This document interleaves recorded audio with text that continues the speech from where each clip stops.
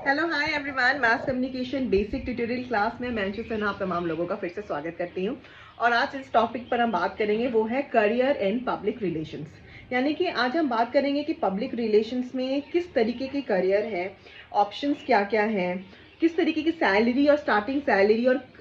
कहाँ तक सैलरी मिलती है एक पब्लिक रिलेशन मैनेजर को या एक पब्लिक रिलेशन प्रोफेशनल को। इसके अलावा हम बात करेंगे कि क्या क्या क्वालिफिकेशन चाहिए एक पीआरओ बनने के लिए और उसके साथ साथ क्या क्या क्वालिटीज़ एंड एट्रीब्यूट्स चाहिए। तो आइए इस सेशन को आज हम स्टार्ट करते हैं। सबसे पहले तो मैं बताती हूँ कि पब्लिक रिलेशंस बेसिकली होता क्या है। तो पब्लिक रिलेशंस बेसिकली एक डिलिबरेट प्रोसेस है। कह सकते हैं कि मैं बहुत बुकिश लैंग्वेज में नहीं जाना चाह रही हूँ, बहुत सिंपल तरीके से समझाने की कोशिश कर रही हूँ कि पब्लिक रिलेशंस का मतलब होता है कि पब्लिक के साथ रिलेशन को स्टैब्लिश करना। और हम जब पब्लिक के साथ रिलेशन को स्टैब्लिश करते हैं तो कहने का मतलब ये होता है कि हम अपने ऑर्गेनाइजेशन का, अपने कंपनी का हम कहीं ना कहीं एक रेपुटेशन क्रिएट करते हैं पब्लिक के सामने। जैसे कि अगर मेरा कोई XYZ ऑर्गेनाइजेशन है तो मैं ये कोशिश करूंगी कि मेरा XYZ ऑर्गेनाइजेशन किस तरीके से ग्रो करे, किस तरीके से लोग उसके बारे में जाने और कहीं ना कहीं किस तरीके से लोग उस पर अपना ट्रस्ट कहीं ना कहीं अपना ट्रस्ट शो करें। तो ये तमाम चीज़ें हैं और एक पीआर का जो है रोल एक बहुत वास्ट रोल होता है। ना सिर्फ ये किसी कंपनी और ऑर्गेनाइजेशन से रिलेटेड होता है बल्कि ये सेलिब्रिटी को भी डील करता है, बड़ी बड़े पॉलिटिशियंस को भी डील करता है। यानी कि अगर आप देखें तो हर एक पॉलिटिशियन का अपना एक पीआरओ होता है, हर एक सेलिब्रिटी का अपना एक पीआर टीम होता है जो कहीं ना कहीं उसकी इमेज को बिल्ड करने में उसकी हेल्प करता है। अगर आप देखते होंगे कि आपने एक बार कंट्रोवर्सी कुछ सुना होगा, it was may be related to Sonam Kapoor and Deepika Padukone, जिसमें एक क्वेश्चन पूछा गया था कि ऐसी कौन सी चीज़ है जो आप दीपिका पादुकोण से इंस्पायर्ड है, something I am not going with that word, क्या क्या एग्जैक्ट वर्ड था, बट उन्होंने कहा था कि I want to hire the PR team of Deepika Padukone. तो कहने का मतलब है कि इतना बड़ा रोल होता है एक पीआर का। किसी अगर एक सेलिब्रिटी है तो सेलिब्रिटी को किस तरीके से मैं कह सकती हूँ कि सेलिब्रिटी को लोगों के बीच में और प्रचलित करूँ, उनको किस किस तरीके से, जैसे कि अगर डिप्रेशन की बात अगर दीपिका पादुकोण करती हैं या फिर कोई एक सोशल कॉज के लिए कोई आदमी खड़ा हो रहा है, तो कहीं ना कहीं ये पीआर टीम की बहुत सारी स्ट्रैटेजी होती है जो लोगों के साथ, लोगों के इमेज के बीच में बनाने में उसकी हेल्प करती है, जो लोगों को कनेक्ट कर सके। डिप्रेशन से कई लोग फेस कर रहे हैं एंड वो भी उस सिचुएशन से फेस कर रही है, तो ये कहीं ना कहीं उन्होंने अपने बारे में इस तरीके से बताया तो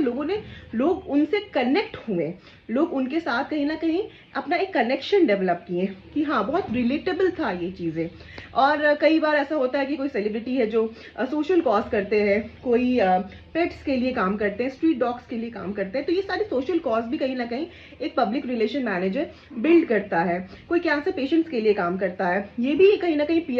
पीआर की एक टीम और एक स्ट्रैटेजी होती है। अगर हम पॉलिटिशियन की बात करें तो पॉलिटिशियन की तो पीआर टीम के बारे में तो आई थिंक वो करोड़ों करोड़ों के पैकेजेस में काम करते हैं, क्योंकि उनका बहुत बड़ा वास्ट रोल होता है, क्योंकि वो सीधे ग्रास रूट से लेकर मिडिल क्लास से लेकर अपर मिडिल क्लास से लेकर हर सेक्शन के लोगों को डील करने पे उनका ज़्यादा स्ट्रेस रहता है। किस तरीके से लोगों के बीच में स्टैब्लिश कर सकें कि किस तरीके से ऐसी कौन सी बातें करें, किस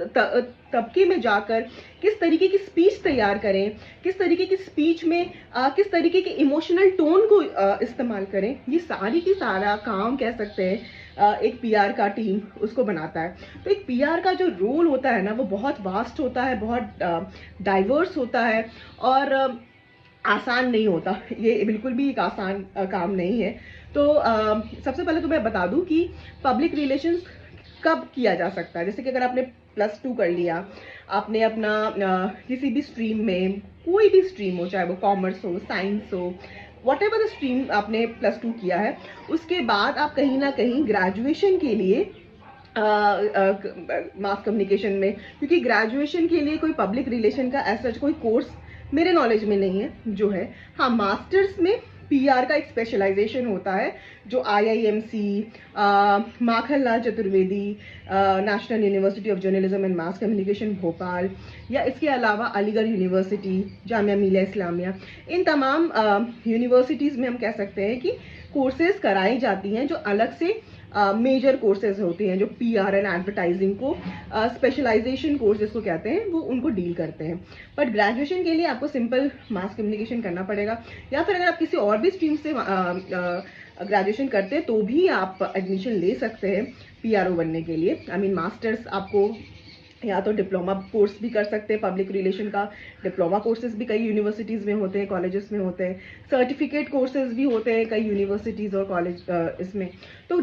और मास्टर्स तो होते ही होते हैं। अगर आपने मास्टर्स कर लिया है तो आपकी पकड़ जो है वो बहुत अच्छी हो जाएगी, क्योंकि उसी मास्टर्स के दौरान ही आपको इंटर्नशिप कराया जाएगा विभिन्न जगहों पर, जहाँ पर आपको नौकरी से पहले एक्सपोजर मिलेगा कि आप किस तरीके से एज ए पीआर के रूप में आप काम कर सकते हैं। तो आई थिंक ये समझ में आ गया होगा कि किस पीआरओ बनने के लिए करने के लिए पब्लिक रिलेशन का कोर्स करने के लिए आपको कोई एक स्पेशलाइज्ड इसकी ज़रूरत नहीं है। आपने किसी भी सब्जेक्ट में ग्रेजुएशन भी किया है, अगर आप मास्टर्स कर रहे हैं तो आप पीआर का जहाँ पे स्पेशलाइजेशन कोर्स होता है, आई थिंक दिल्ली में भी बहुत सारे ऐसे यूनिवर्सिटीज़ हैं, लेकिन आपको एक रिप्यूटेड कॉलेज में एडमिशन अगर आप लेते हैं, आईआईएमसी में लेते हैं, Indian institute of mass communication में, तो ये आपको बहुत ज़्यादा एक्सपोजर देगा और काफ़ी अच्छा प्लेटफॉर्म मिलेगा आपको। इसके अलावा हम स्टार्टिंग सैलरी की बात करें तो स्टार्टिंग सैलरी शुरुआती तौर पे 15 से 20 हज़ार से स्टार्ट होती है, बट इससे डिसअपॉइंट होने की ज़रूरत नहीं है। ये जो है आपकी ग्रोथ, आपके एक्सपीरियंस, आपके कह सकते हैं कि धीरे धीरे जब आप स्किल डेवलप करते जाएंगे तो आपको रेज मिलता जाएगा, और कहीं ना कहीं आप धीरे धीरे अपने आप को स्टैब्लिश करते जाएंगे, और जिस तरीके से आप स्विच करते जाएंगे, आपको अच्छे अच्छे ऑफर्स मिलते जाएंगे, तो आपको उस हिसाब से सैलरी भी बढ़ती जाएगी। और सैलरी की जो लिमिट है एंड तक, वो शायद आप सोच भी नहीं सकते। तो इसके लिए ज़रूरी क्या है, ऐसा नहीं कि सैलरी सिर्फ आपको जस्ट आपने पीआर का कोर्स कर लिया और आपको सैलरी मुंह बोला मिल जाएगा, ऐसा बिल्कुल भी नहीं है। फॉर दैट यू रिक्वायर्ड कुछ ऐसे एट्रीब्यूट्स, कुछ ऐसे कैरेक्टरिस्टिक्स, कुछ ऐसे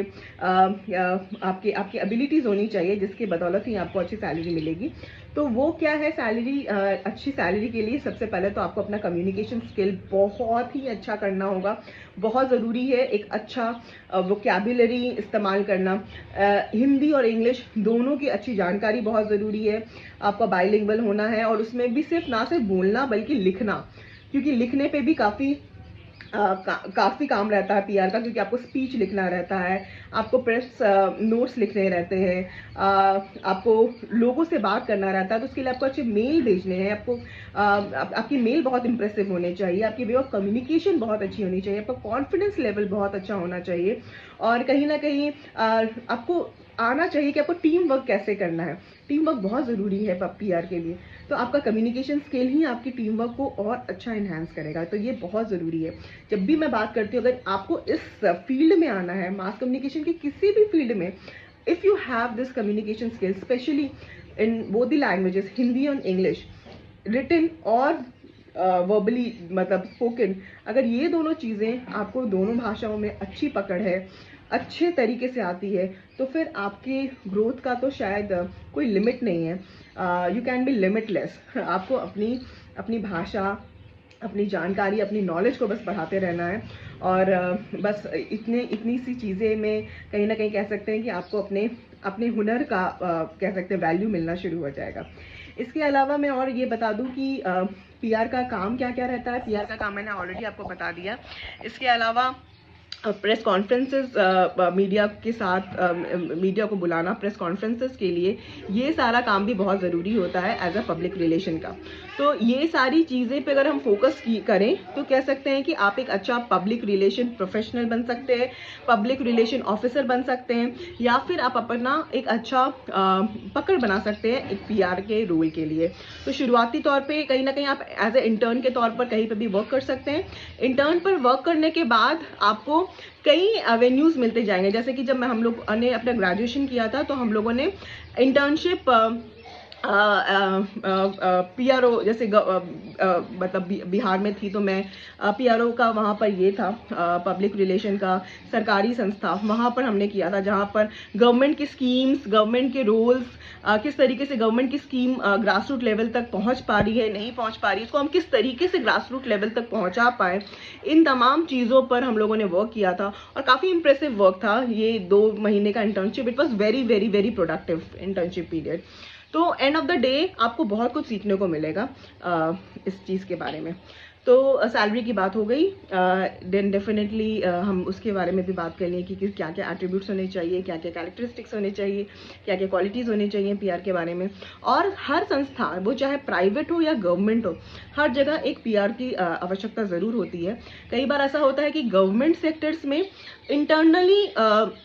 अब किसी एक पर्सन को जो जिसकी कम्युनिकेशन अच्छी है और जो अच्छे पोस्ट पर है, उनको पीआर का कार्यभार दे दिया जाता है, उसके लिए अलग से वैकेंसी जनरली नहीं निकाली जाती है। पर अभी शायद कुछ जगहों पर चीज़ें बदली हैं, लेकिन मोस्ट ऑफ द केसेस में, जैसे बैंक्स में भी हो या फिर किसी भी गवर्नमेंट सेक्टर्स में हो, उनके लिए एक अपना एडिशनल पर्सन जो होते हैं, उन्हीं को वो एक्स्ट्रा चार्ज दे दिया जाता है। पर प्राइवेट में एक पीआर के लिए बेसिकली एक पर्सन को हमेशा हायर किया जाता है और उनको उनकी क्वालिफिकेशन, उनके एक्सपीरियंस के हिसाब से उनको सैलरी मिलती है।